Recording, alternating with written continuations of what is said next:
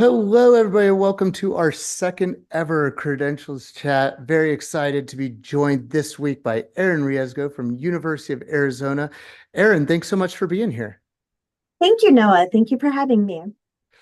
I am just so excited to dive into our conversation this week with you. You had recently shared on an UPSEA listserv just some of the kind of lightning speed with which you've been able to support and lead implementation efforts at University of Arizona, specifically with regard to just policy and governance, which is anybody in the AACRAO digital community, digital credentials community of practice has been seeing that's a pretty hot topic. And so really excited to dive in with you on that. And maybe just a quick way of starting to frame it is to let us know, what already has been done, and then we can dig into how you got there. Absolutely. Well, thank you. So let me go ahead and start with what we had in place when I began. The University of Arizona had in place before I began, uh, and the graduate college had already been issuing a couple of micro-credentials. So we already had a badging platform.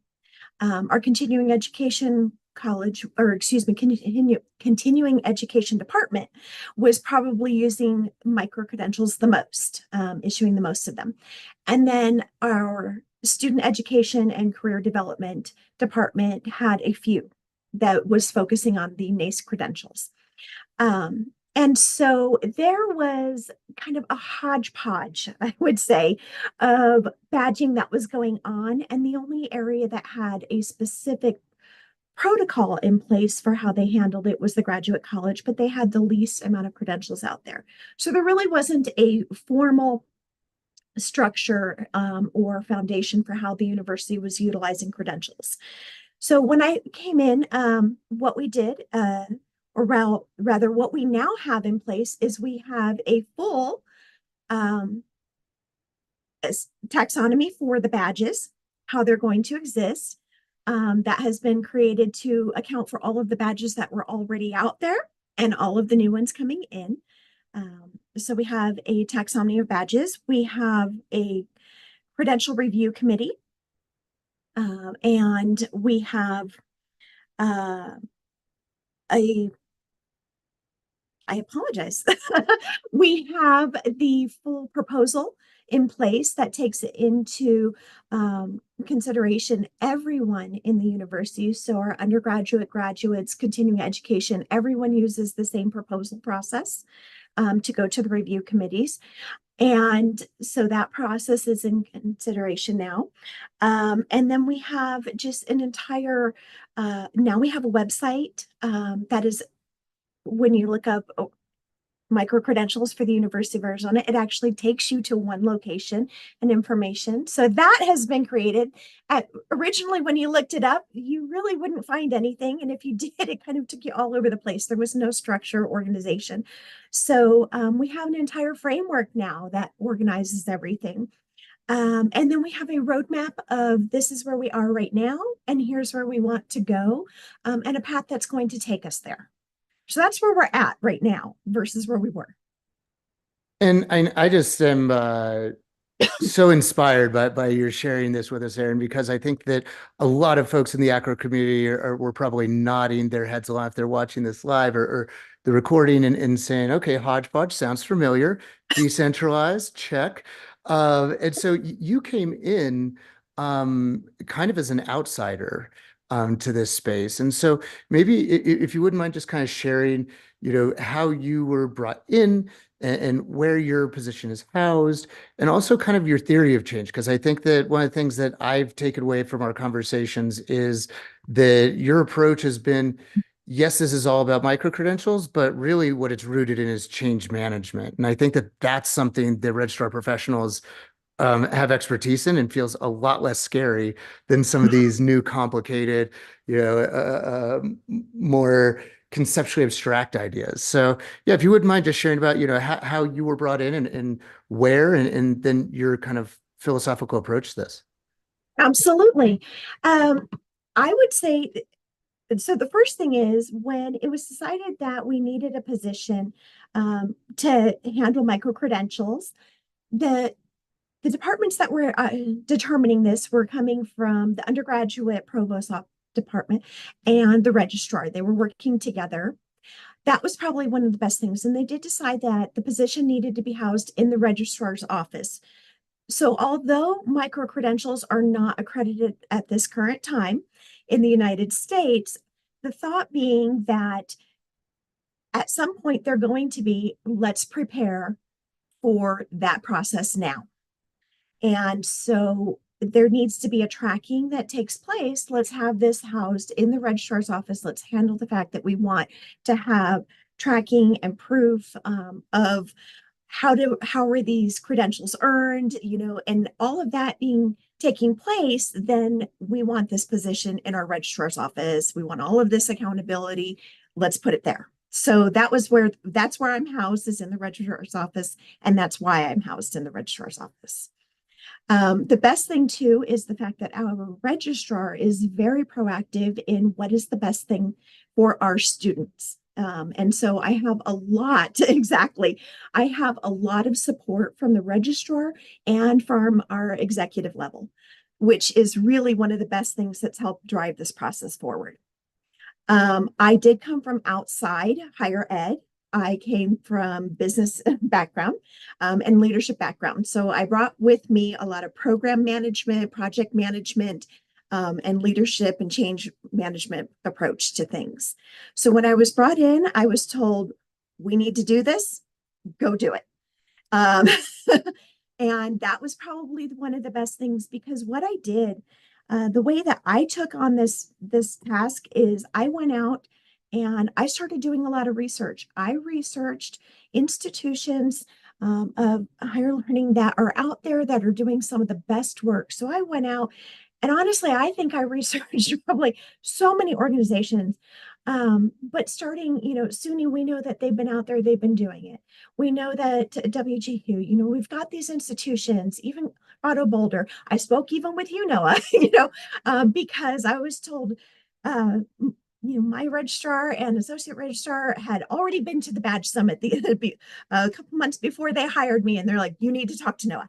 But they had gotten information, and then I also read the AACRAO paper of some of the information. So I was out there doing a lot of research first, but I went and did my research to find out what are some of the best practices. George Mason, on how they're doing things. I picked up best practices on how things were aligned from places, what's on some of their different proposals, how do they do this? Because the way I look at it is, you don't know what you don't know.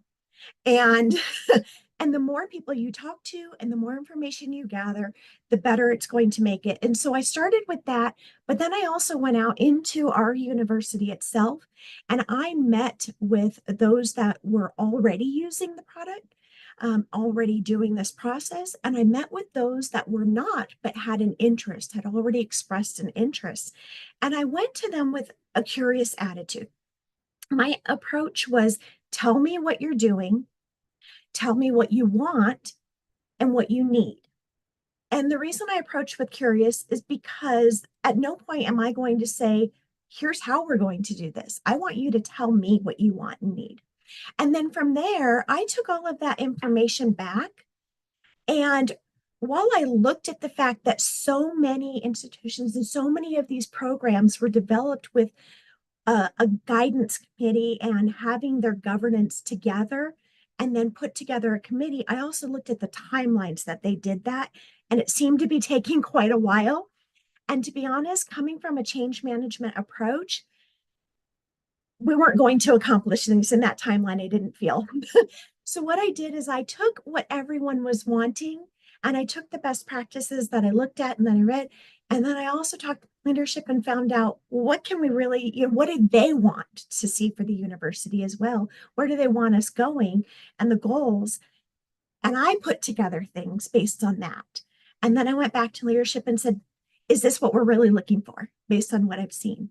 And then I went back to those I had met with and said, here's what we've got. Does this look like it meets your needs based on XYZ? And I explained that. And for the greatest majority, it was right on target. I think I only got pushback from one area.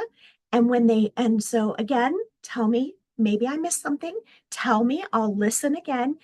And then at that point, that's when I stood the ground and said, okay, here's why it's this way. And so really, it's been a very positive experience. I think that just one of the great lessons from that is, where you landed is probably, a place that you could have predicted after you'd done a lot of your research to start out.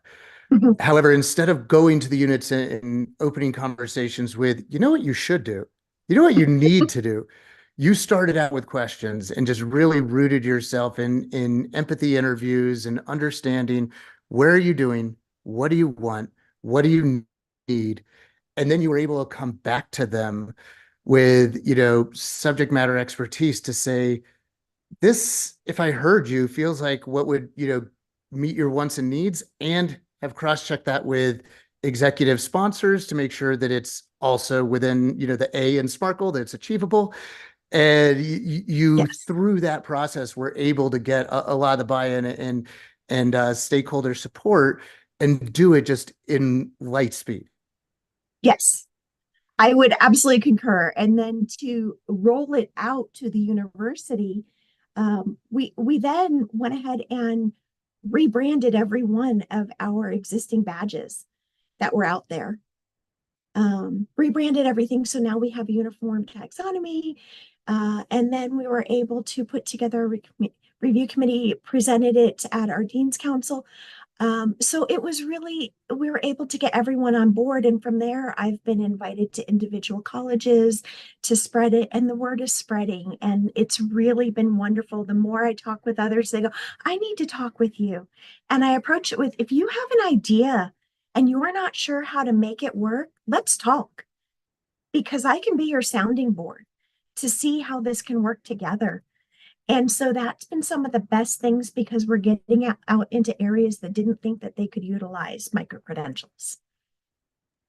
And I just like I said at the opening, I'm just so inspired by your efforts, and how you've been able to really situate the Office of the Registrar to be the campus leaders that the campus needs us to be in, helping with this governance, with the taxonomy, with consistency, so that, at the end of the day, these are, learning records.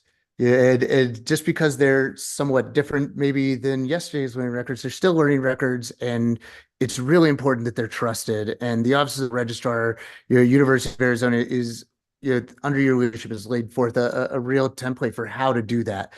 One last thing that I want to go back to in our last 90 seconds here with you, Erin, is you talked about that executive sponsorship that you had, Alex, in the registrar. You had, you used the provost word, which I Yes. think a lot of people who would be watching this would be kind of jealous. Can you just speak to a little bit to, the executive sponsorship and senior leadership, and what it's like to engage with them and to, get them to invest the social capital of their buy-in?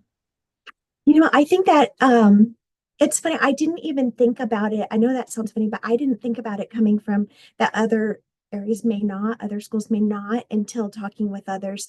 But I think that that is critical, because our executive leadership, they drive the university, they're the ones who get others on board. And so that executive leadership, when speaking with the vice provost, I sat down with them, with him and his leadership team, and said, what are you looking for, to drive this university forward? What is your vision, and how do you want this to go and fit into things? We're even looking at how it can fit in with the gen ed requirements. How can we make micro credentials associated with general education? And so that was probably the best thing, because then they know that I have the university's goals in mind, and I am meeting what their vision is. And I would say that that executive leadership sponsorship is probably one of the best things that we can have. And that partnership, if anyone else can get it, is really vital. I love how in that response, you went right back to the, starting with your stakeholders, asking them what their wants and needs are, so that you can shape how you show up based on for whom you're showing up, and give them what they need by giving them what they want. And I really just can't thank you enough, Erin, for sharing your story, sharing your expertise, and the currency of your time with the AACRAO community with us this afternoon. Thank you so much. Thank you very much. No, I appreciate the time and the opportunity to share with everyone and to speak with you. Awesome. And thank you for watching this, whether it's live or the recording. We appreciate you being a part of the AACRAO Digital Credentials community of practice. And